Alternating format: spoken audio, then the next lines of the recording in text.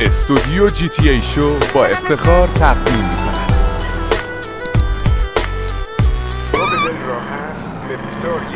آقا بهتر من قصد فضولی ندارم سگ و وطنی این وقت زور نمیاد اینجا. واسه هم سوال واسه چی اومده بودی من تویی که ماشین نداری؟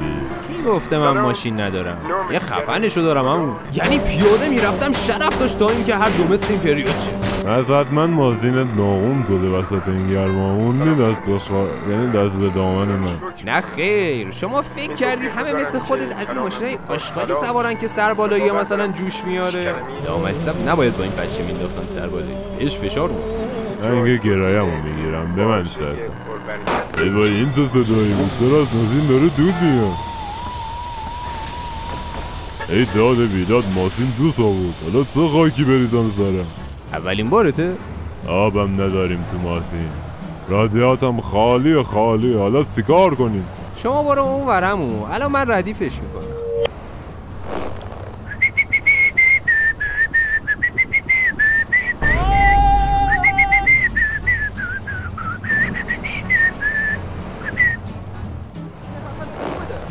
بابا ایوه نمیدونستم با این مکانیک ماهر طرفه به عقل زمنم نمیرسید اینجوری ماشین رو ردیفست کنه. مکانیک که نیستم فقط شاشیدم تو رادیاتت. جدی فوش نمیدم و همین کارو کردم. ای بابا آخه من ماهی 10-20 تومن خرج این ماشین میکنم.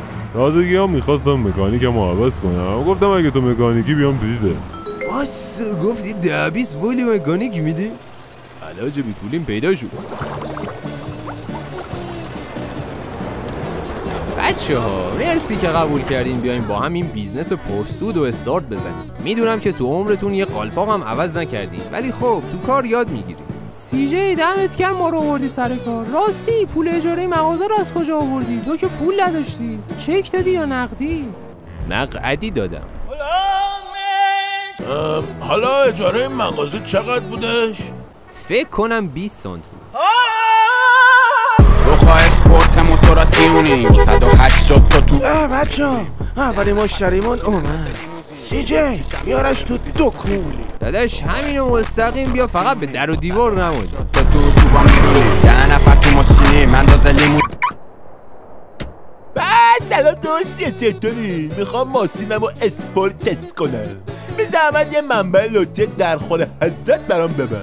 با مورچه چیه که کله پاچش چی باشه؟ حجم رودای من از این موتور ماشینت بیشتره عبدالله. نه تو اسقباز نیستی. شما منبع به من پولتو بگی. سی جی برای آقا یه منبع متناسب با ماشینش نصب کن.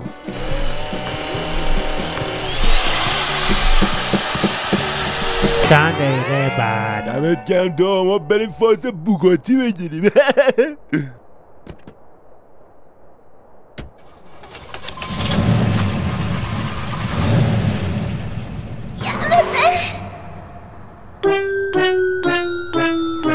بابا چه منبعی بستی آخه؟ چه عدسه؟ خودت گفتی منبع متناسب با ماشینت ببندیم دیگه. بابا خیلی بینمکی من اصلا رفتم من قرارم.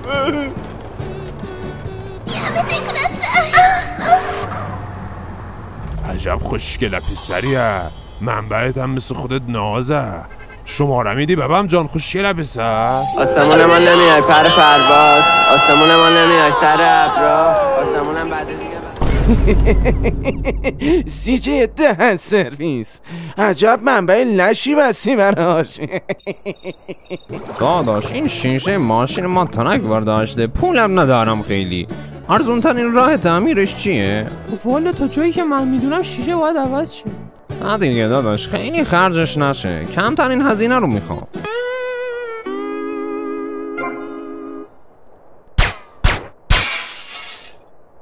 کار دیگه هم هست بتونم انجام بدم؟ والا روغن ماشینم میخواستم عوض کنم منتها یه چیز خیلی ارزون میخواستم بریزی توش. شما چه برندی مد نظرته؟ ببین خیلی ارزون باشه نمیخوام هزینه کنم. آها باشه.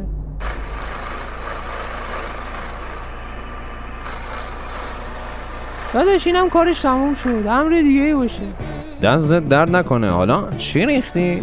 والا انقدری که فشار مالی رو شما بود و دردش این ماشین بدبخت باید تحمل کنه وازلین ریختم چون این موتور ماشین حالا باید چربش کنه. دمت گرم استاد که به فکر مایی. فقط جا هزینه تعمیر میخوای از رو ماشین لوازم وا کنی؟ ماشینو دزدیدی نه؟ اوسا این عقب ماشین ما یه نمه صدا میده، یه نگاه میندازی؟ ماشینو بیار سر چال برم از زیر نگاه کنم.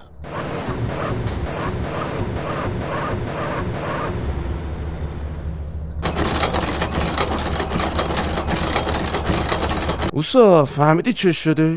آره داشت این داشاقش به مشکل خورده. لای چرخای عقب ماشین اون وسط. من فکر کردم اون اسمش دیفرانسیله.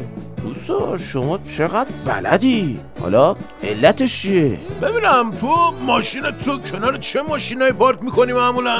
والا چند تا همسایه ماشین باز داریم، همشون هم دختر. ماشیناشون هم رنگش صورتی و قرمز و سفیده. حالا اصلا شما واسه چی پرسیدی؟ خب همین دیگه داشت من، همین باعث شده ماشینت خراب بشه. این سلطانو گذاشتی لای ماشینای صورتی، خب معلومه داشاقش شریه. حالا تعمیرش به چه صورته؟ ببین هر شب 2 کیلو کافور تو باک ماشینت میریزی درست میشه. برو به امون خدا. اوستا میگم منم حس میکنم چند وقتیه داشاقم سر همسایه‌ها درد گرفته. میتونم منم بخورم؟ آره فقط هزینه تعمیر ماشینو با ویزیت پزشکی با هم برو دفتر حساب کن. عشق منی اوستا. داداش این ماشینو من با وسواس تمام نگه داشتم. یه موتوری اومد بیناموس زد به در این. میتونی بیرنگ در بیاری ماشینو واسم؟ بیرنگ؟ آره رنگ نداشته باشه، اصلا دوست ندارم رنگ. هزینه‌شم کامل بهت میدم. چشم، شما 2 ساعت دیگه بیا بیرنگ تحویل بگیر ماشین. فقط تمیز در بیادا دیگه، نهایتا لیسه خاص لیسه بکش. شما کارو تموم شده بدون دایی. 2 ساعت بعد.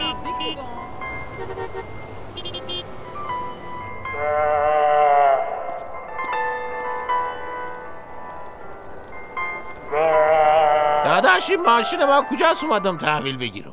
همین عزیزم، مبارکت باشه. ماشین من که آبی بود، این کولر رنگ نداره آقا. خب دیگه ماشینو بیرنگ کردم برات. کلی سنباده و رنگ برو تینر زدم تا رنگش رفت. چی؟ ماشین رنگشو بردی؟ خود شما گفتی بیرنگ، تازه واسه لیس هم زدم گفته بودی. فقط کابوت ماشینو من خسته شدم، اسموک لیس کشید. مخلصیم. من مردم آقا جان. محمود زنگ بزن آمبولانس، این بنده خدا انقدر از ماشین خوشش اومد از خوشحالی سکته زد. حاجی چقدر گرمه، دارم هلاک میشه. الو کولرم وصل کردیم، شاش تو مستانم دمنور شد تو این گرما. چجوری خنکشین بچه‌ها؟ تخمام آپس شد تو شورتم. بچه‌ها چای گذاشتم دم بکشه، بیاید بزنیم تو این هوا بد میچسبه. خنک چی؟ اومدیم.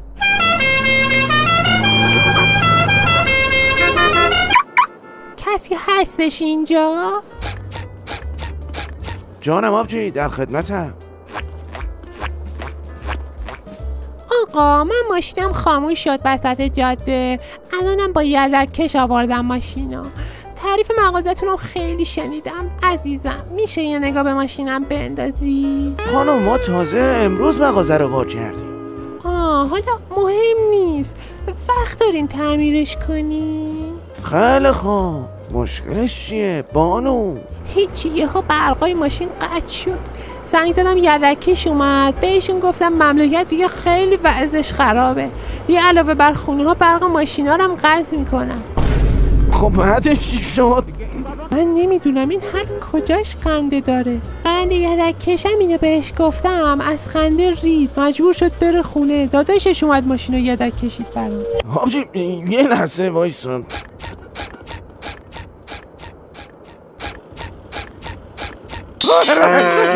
این دیگه چه اسکانی؟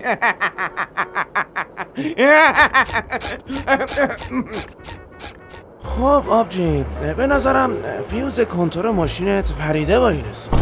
رایدرم این دختره رو گیر آورده، چه شمریه. فیوزش پریده؟ خب کنتور ماشین کجاست برم بزنم فیوز و برق بیاد؟ یه سوالی، شما قبضای برق ماشینتو دادی؟ نه من قبضی کسی بهم نداده، اصلا کسی توضیح نداده. همین دیگه، کلی قبض اومده پرداخت نکردی، برق ماشینتو قطع کرده. حالا باید چی کار کنم؟ من یه پاترون دارم، قبض آب و برقش همه پرداخت شده. حالا چون شمایی من حاضرم ماشین شما رو با بدهی و قبضای برقش بردارم. پاترون خودم هم در ازاش میدم به شما قبض آب ماشینت هم ندادی، اونم قطع کنن رادیاتت بیاب میشه، موتور میسوزه ها. وای من اونقدر پول ندارم که قبض ماشینو بدم. مرسی ازت، من عوض میکنم. سلامت آبجی.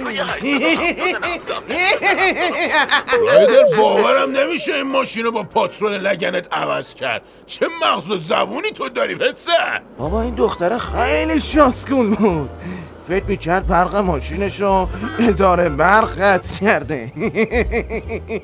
حالا شاید مشکلی جدی داشته باشه. از کجا معلوم فنی و برقش خیلی داغون نیست؟ این ماشین فقط شمع نداره. باید کجا فهمیدی اون وقت؟ این پلاکش مال مشهده، چون از اونجا آمده شمعاشو دزدیدن. یارم مخت خوب کار میکنه ها.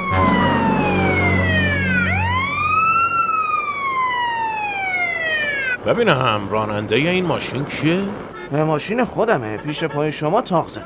اون وقت شما شغلتون چیه؟ ما مکانیک هستیم سرکار، با سابقه طولانی و درخشان 7 ساعته. یه خانمی زنگ زد و گزارش داد که شما غیرقانونی و بدون مجوز دارین فعالیت میکنین. تازه ماشین سرقتی هم تو مغازه نگه میدارین. ماشین سرقتی؟ بله، این خودرو یه هفته سرقت شده و الانم اینجا جلوی مغازه شما هست. خودت هم گفتی که راننده و مالکشی. نه سرکار، ما اومدیم کار خیر کنیم، قبضای ماشین، یعنی قبضای برق این ماشین رو پرداخت کنیم، چون اداره برق اومده برقشو به خاطر بدهی قطع.